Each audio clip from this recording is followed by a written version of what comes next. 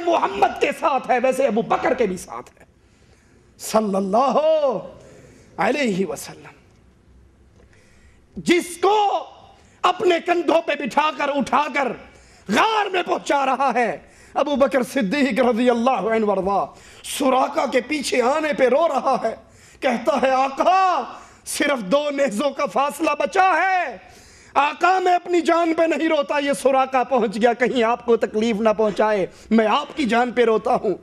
جو اپنی جان کو دکھوں میں ڈال کر ہجرت کے سفر میں رسول اللہ کا ساتھ دے رہے ہیں، کیا اس کو عید میلاد کی مٹھائی کھاتے میں تکلیف ہوتی تھی؟ کیا عید میلاد کا جلوس نکالنا بلال کے لیے مشکل تھا؟ جو بلال ریت تپتی ہوئی ریت پہ لیٹا ہوا، سینے پہ پتھر رکھے ہوئے، زبان توحید کا ترانہ گا رہی ہے، احد احد احد، اللہ ایک ہے ایک ہے ایک ہے، کافر مار رہے ہیں، بلال کی زبان سے توحید کا ترانہ جدا نہیں ہوتا۔ کہنے والا کہہ رہا ہے بلال توحید کے ترانے کو اونچا نہ گا، کفار غصے میں آ کے اور ظلم کرتے ہیں تو دل میں کہتا رہے۔ کہتے ہیں اللہ کی قسم بلال کے جذبات کو زبان دی جائے تو کہنا پڑے گا اللہ کی قسم یہ مکہ کے مشرک میرے جسم اور روح کا رشتہ توڑ دے یہ کر سکتے ہیں، زبان سے رب کے نام کا ترانہ جدا نہیں کر سکتے۔ کیا ان کو یہ بدعات نظر نہیں آتی تھی؟ اگر یہ دین ہوتا، اگر یہ بدعتیں جو آج گھڑ کر اسلام کے نام پہ ویلڈ کر دی گئیں یہ کوئی اسلامی طریقہ اور اسلامی شعار ہوتا تو کیا صحابہ اس سے غافل رہتے؟ مولوی اپنا پیٹ کا دھندا چلانے کے لیے کہہ دیتے ہیں اجی تمہیں کیا پتا، سامنے قرآن رکھ کے سورت یاسین پڑھ لی جائے تو کیا حرج ہے، سورت ملک پڑھ لی جائے کیا حرج ہے، اور اگر کھانے میں گوشت ہو صورتیں لمبی ہو جاتی ہیں، اگر کھانے میں مسور کی دال ہو تو قل ہو اللہ پڑھ کے ختم کر دیا جاتا ہے۔ یہ سارے سلسلے، یہ ختم کے سلسلے، یہ اصالے ثواب کے سلسلے، یہ تیجا، یہ 7واں، یہ 9واں، یہ 10واں، یہ 40واں، ارے جن صحابہ نے محمد کریم کے لیے اپنے بچوں کو ذبح کروا دیا، اگر یہ دین ہوتا وہ اس سے دور رہتے۔ یاد کر لیجئے بدعتی سے اللہ عز و جل توبہ کی توفیق چھین لیتا ہے، اور بدعت کی دعوت دینے والا قیامت کے دن کس حال میں اٹھے گا؟ آئیے قرآن سے پوچھتے ہیں لِيَحْمِلُوا أَوْزَارَهُمْ كَامِلَةً يَوْمَ الْقِيَامَةِ وَمِنْ أَوْزَارِ الَّذِينَ يُضِلُّونَهُمْ بِغَيْرِ عِلْمٍ أَلَا سَاءَ مَا يَزِرُونَ۔ قیامت کے دن یہ لوگ آئیں گے، اپنے سارے گناہ تو ان کے سر پہ ہوں گے، ان کے مریدوں کے گناہ، ان کی تقریریں سن کر، کیوں ٹیلی ویژن پر ان کے شرکیہ پروگرام دیکھ کر، یا غوث المدد کے ترانے دیکھ کر، پکارو یا رسول اللہ کی صدائیں سن کے، جو ان کے راستے پہ چلے گا، جو ان کے طریقے پہ چلے گا، جو ان کی بدعات میں شامل ہوگا، ان کا سارا گناہ انہی مولویوں کی سر پہ ہوگا۔ اس لیے یاد کر لیجئے یہ منبر جہاں پہ میں کھڑا ہوں بڑا خطرناک ہے۔ یہاں کھڑے ہو کر اگر اللہ کی توحید کو اور رسول اللہ کی سچی سنت کو عام کیا جائے تو یہ انسان کو جنت کے بلند مقامات پہ پہنچا دیتا ہے، اور اگر یہاں کھڑے ہو کر حق سے روکا جائے، حق کی دعوت نہ دی جائے، اپنے پیٹ کو پالا جائے، لوگوں کا مال غلط طریقے سے کھایا جائے کہ تیرا ابا فوت ہو گیا ہے، 10 سال اس نے نمازیں نہیں پڑھی، کوئی بات نہیں وہ جہنم میں جل رہا ہے، میں اس کے حصے کی ساری نمازیں پڑھ دوں گا اگر تو مجھے 10,000 روپے دے دے، میں ادا کر دوں گا، پریشان ہونے کی کیا بات ہے۔ وہ غریب آدمی بے علم مزدور جاہل اس کی جیب میں پیسے بھر دیتا ہے، اور یہ گھر جا کے اس کے حصے کی ٹھونگے مار کے چلا جاتا ہے اور سمجھتا ہے کہ میں نے ٹھیک کام کیا۔ تو یاد کرو قرآن کہتا ہے قیامت کے دن جب یہ اٹھے گا اس کے اپنے گناہ اس کے سر پہ ہوں گے ہی ہوں گے، لیکن جو ان کی وجہ سے گمراہ ہوئے ان سارے مریدوں کے گناہ بھی اسی کے سر پہ ہوں گے۔ یہ خوارج کا راستہ ہے، دین اسلام میں نئی نئی چیزوں کو داخل کرنا، اپنی مرضی اور اپنی خواہشات سے دین اسلام کے راستوں اور طریقوں کو بدلنا۔ اسی لیے صحیح بخاری میں رسول اللہ صلی اللہ علیہ وسلم کا فرمان موجود ہے کہ خارجیوں کو، خوارج کو جہاں پر پاؤ ان کو قتل کر دو، اور اگر میں ان کو پاؤں میں ان کو ایسے قتل کروں جیسے قوم عاد کو قتل کیا گیا۔ عوف بن مالک سے روایت ہے، وہ فرماتے ہیں میں نے رسول اللہ صلی اللہ علیہ وسلم سے یہ بات سنی، آپ نے فرمایا تمہارے بہترین حکام وہ ہیں جن سے تم محبت کرو اور وہ تم سے محبت کریں، تم ان کے لیے دعا کرو وہ تمہارے لیے دعا کریں، اور تمہارے بدترین حکام وہ ہیں جو تم ان سے دشمنی رکھو اور وہ تم سے دشمنی رکھیں، تم ان پہ لعنتیں کرو اور وہ تم پہ لعنتیں کریں۔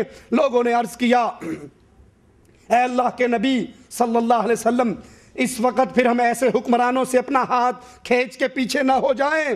آپ نے فرمایا نہیں، جب تک وہ تمہارے درمیان نماز قائم کرتے رہیں ان کی اتباع کرتے رہو۔ اور سن لو، جس پہ کوئی حکمران مقرر ہو اور وہ دیکھے کہ حکمران اللہ کی معصیت کے باعث کام کر رہا ہے، وہ اس کے معصیت کو یہ کام دیکھ کر اس کی اطاعت سے ہاتھ نہ کھینچے۔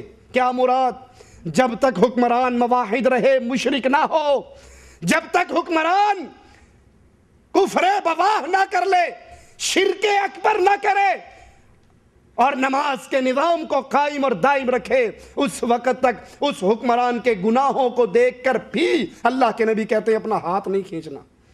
اور اس کے بارے میں کیا خیال ہے جو کہتا ہے کہ میں نمازی نہیں ہوں لیکن نمازیوں سے اچھا ہوں، جو کہے کہ یہ ہاتھ کاٹنا، یہ زانی کو سزا دینا، سنسار کرنا، رجم کرنا، یہ وحشیانہ سزائیں ہیں۔ مسلمان حکمران جب تک اللہ کی توحید پہ قائم رہے، شرک کو صاف کرتا رہے، دھرتی کو توحید کے لیے پاک رکھے اور نماز کا نظام قائم رکھے، اس وقت تک اس سے ہاتھ نہیں کھینچنا۔ اور جب شرک عام ہو اور وہ شرک کا دائی ہو، وہ شرک کی دعوت دینے والا ہو، وہ قبروں پہ قبے بنانے والا ہو، وہ قبروں پہ سجدے کرنے والا، چادریں چڑھانے والا ہو، پھر مشرک کی تباہ کی اجازت قرآن و حدیث میں ہمیں نہیں ملتی۔ حضرت جریر بن عبداللہ سے روایت ہے، ایک آدمی نے صدقہ کیا، لوگوں کے سامنے صدقہ دیا، اس کو دیکھ کر سارے لوگ اٹھے، انہوں نے بھی صدقہ دیا، تو رسول اللہ صلی اللہ علیہ وسلم نے فرمایا جس نے اسلام میں کوئی اچھا طریقہ ایجاد کیا تو اس کو اس کا اجر ملے گا اور لوگوں کا اجر بھی اس کو ملے گا، اور جس نے اسلام کے اندر کوئی برا طریقہ رائج کیا، کوئی غلط بات عام کی، اس کا گناہ بھی اس کو ملے گا، اور قیامت تک جو لوگ اس کو دیکھ کر اس گناہ میں ملوث ہوتے رہے وہ سارا گناہ اسی کے سر پہ آئے گا۔ عید میلاد النبی کا یہ جشن نہ ابو بکر، عمر، عثمان، علی، حسن اور معاویہ، صحابہ اور تابعین کے دور میں تھا۔ 600 سال تک امت اسلامیہ کے ادوار اس بدعت سے خالی تھے۔ 7ویں صدی ہجری میں ملک مظفر نے، ملک اربل کے بادشاہ نے اس بدعت کا آغاز کیا۔ اب جب تک یہ ہوتی رہے گی اس کا گناہ بھی اور سارے جہان کا گناہ اسی کے سر پہ پڑتا رہے گا۔ حضرت ایوب نے فرمایا ہمارے درمیان ایک آدمی تھا جو غلط رائے رکھتا تھا، جو بدعت کے عقیدے پر تھا، پھر وہ اس رائے کو ترک کر دیتا ہے تو میں جا کر محمد بن سیرین کو بتاتا ہوں کہ فلاں جو آدمی تھا اس کی فلاں غلط رائے تھی، اب وہ توبہ تائب ہو گیا، چھوڑ دیا۔ انہوں نے کہا بھی دیکھو تو صحیح وہ کیا رخ اختیار کرتا ہے۔ یہ لوگ جو دین اسلام میں بدعت کے راستے کو جاری کرتے ہیں، ان کے بارے میں حدیث کا لفظ ہے، وہ حدیث میں کیا الفاظ ہیں کہ وہ اسلام سے نکل جائیں گے، پھر اس کی طرف واپس لوٹ کر نہیں آئیں گے۔ حضرت انس سے روایت ہے، فرماتے ہیں رسول اللہ صلی اللہ علیہ وسلم نے فرمایا اللہ تعالی ہر بدعتی کی توبہ کو قبولیت سے روک دیتا ہے۔ اس کو کیسے سمجھیں؟ توبہ سے تو ہر گناہ معاف ہو جاتا ہے۔ زانی جب زنا کرتا ہے اسے پتا ہے میں زنا کر رہا ہوں، وہ شرمندہ ہے نا اپنے کام پہ، کسی وقت بھی توبہ کر لے گا اللہ معاف کر دے گا۔ چور چوری کر رہا ہے اسے پتا ہے میں چوری کر رہا ہوں، کبھی بھی توبہ کرے گا معاف ہو جائے گا۔ لیکن جو قبر پہ چادر چڑھا رہا ہے اس کے دل میں ہے میں گناہ کر رہا ہوں، اس کے دل میں ہے میں خطا کر رہا ہوں۔ جو اپنے پیر سے کی دربار سے کڑے لا کے اپنے ہاتھ میں ڈالتا ہے، معصوم بچے کے پاؤں کے اندر کڑے ڈالتا ہے، اپنے گلے میں تعویذ ڈالتا ہے، گھر کے اندر یا علی یا حسن یا حسین کی سینری لگاتا ہے، غازی علمدار عباس کا پنجہ اپنے گھر کے اوپر ٹانگتا ہے، یہ زانی کی طرح شرمسار ہے؟ یہ تو دین سمجھ کے کر رہا ہے۔ جو گٹھلیوں کو سامنے رکھے آیت کریمہ کا ورد کرتا ہے مرنے والے کی روح کو اصال ثواب کرنے کے لیے، جو مولویوں کو بلا کر، درویشوں کو بلا کر اپنے گھر کے اندر قرآن خوانی کروا کے اس کا ثواب مردے کی روح کو بلٹی کرنا چاہتا ہے، کیا یہ زانی کی طرح شرمسار ہے؟ اسے گناہ کا احساس ہے؟ نہیں، یہ اس بدعت کو ثواب سمجھ کے کر رہا ہے، یہ اس بدعت کو ثواب سمجھتا ہے، اور اگر کوئی اس کو سمجھائے تو اس کو دین دشمن کہتا ہے، پیر دشمن کہتا ہے، امام دشمن کہتا ہے، ولی اللہ کا دشمن مانتا ہے۔ تو ایسا بندہ پھر توبہ کے راستے پہ اس کی توبہ کی توفیق اللہ نے چھین لی، کیونکہ وہ جو گناہ کر رہا ہے اس کو گناہ سمجھ کے نہیں بلکہ دین اور ایمان سمجھ کے کرتا ہے۔ امام احمد بن حنبل سے جب اس حدیث کا مطلب پوچھا گیا کہ یہ لوگ اسلام سے نکل جاتے ہیں تو اس سے مراد کیا ہے، فرمایا ایسے شخص کو توبہ کی توفیق ہی نہیں ہوتی جو بدعت کی دعوت دے، جو بدعت کا۔ اسی طرح آپ دیکھ لو کتنے عوام الناس میں سے لوگ ہوں گے جو قرآن و حدیث کے دلائل سن کے ان بدعات سے باز آ جائیں۔ بہت شاد و نادر ہی دیکھو گے کوئی بدعت کی دعوت دینے والا مولوی باز آ جائے۔ کبھی دیکھا کوئی مولوی باز آیا ہو؟ کیوں؟ اس کے پیٹ کا سارا دھندا چل رہا ہے نا۔ اللہ کے نبی فرماتے ہیں کسی کے گھر میں میت ہو جائے تو تم کھانا پکا کے اس کے گھر بھیجو۔ حدیث میں آتا ہے یا نہیں آتا؟ آتا ہے۔ اچھا، کیوں؟ وہ غمگین ہیں، انہیں تو فکر ہی نہیں، اتنا غم اور دکھ ہے کہ روٹی پکانے کے چکر میں نہیں۔ اور مولوی صاحب آتے ہی بڑے بیٹے کان میں کہتے ہیں ابا جی مر گئے نے، ہن بغیر ٹکٹو جنت بھیجنا ہے نا تے دیگ چڑھا دے چھیتی نال۔ ایک بیٹا جاتا ہے باپ کی قبر کھدوانے کے لیے، دوسرا جاتا ہے بیل ڈھونڈنے کے لیے، ذبح کر کے دے کے چل رہی، پہلے دن کا ختم، تیسرے کا ختم، 7ویں کا ختم، 9ویں کا ختم، 10ویں کا ختم، 40ویں کا ختم، ٹھیک ہے۔ 40 دن تک مولوی صاحب کو بہترین گوشت روٹی ملتی ہے، اللہ کرے گا ان میں کوئی اور مر جائے گا، دھندا چلتا رہے گا۔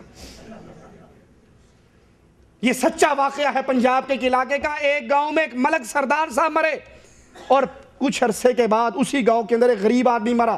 اب جو سردار مرا تو 40 دن تک اس کے گھر سے مولوی کے گھر گوشت روٹی، نان، روغنی، حلوہ شریف یہ جاتے رہے۔ اور جب کچھ دنوں بعد ایک غریب دھوبی بیچارہ مرا تو اس کے گھر سے دال مسور، دال ماش، یہ بھی بڑی مشکل سے غریب کے گھر میں پکتی ہے۔ وہ مولوی کا بیٹا کہنے لگے اللہ کرے اگو جدوں کوئی مرے ملکاں دا مرے، ان غریباں دا تے مرے ہی نہ، ان غریبوں کا کوئی نہ مرے، ان بیماریوں کے مرنے سے ہمیں کچھ ملتا ہی نہیں۔ اور جب کسی بڑے آدمی کا مرتا ہے تو پھر امام احمد کہتے ہیں کہ بدعتی کو توبہ کی توفیق ہی میسر نہیں ہوتی اور اس سے ہاتھ اٹھا لیا جاتا ہے۔ اللہ عز و جل سے دعا ہے اللہ ہماری خطاؤں کو معاف فرمائے، اللہ ہماری سیاہکاریوں کو معاف فرمائے، اللہ ہمیں زندہ رکھے، اسلام پہ رکھے، موت دے تو توحید پہ دے، اس حال میں دے کہ اللہ ہم سے راضی ہو، ہم اپنے اللہ سے راضی ہوں۔ کیا وضو کر کے جرابیں پہن لی جائیں اور نماز پڑھے بغیر ان کو اتار دیا جائے تو کیا وضو باقی رہے گا؟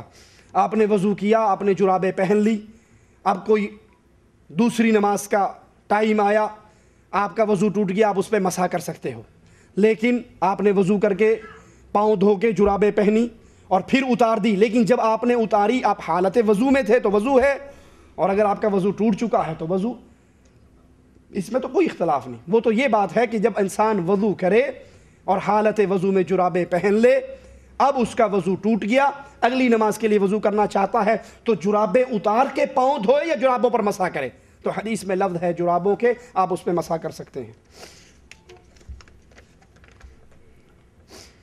فرض نماز میں درود شریف کے بعد دعا پڑھنی چاہیے یا نہیں؟ جی، فرض نماز میں تشہد میں درود شریف کے بعد دعا پڑھنی چاہیے۔ نفل اور سنت نماز میں درود شریف پڑھ کر سلام پھیرنا چاہیے؟ نہیں، درود شریف کے بعد جو مزید دعائیں احادیث میں آتی ہیں وہ بھی پڑھنی چاہیے۔ وتر کی نماز 1 رکعت پڑھنی چاہیے کہ نہیں؟ اگر پڑھنی ہے تو کیا طریقہ ہے، کس طرح پڑھنی ہے؟ وتر 1 رکعت پڑھنا بھی جائز ہے، 3 پڑھنا بھی جائز ہے، 5 پڑھنا بھی جائز ہے۔ جب 3 پڑھو تو رسول اللہ صلی اللہ علیہ وسلم کی حدیث کو یاد رکھو، آپ نے فرمایا جب انسان 3 رکعت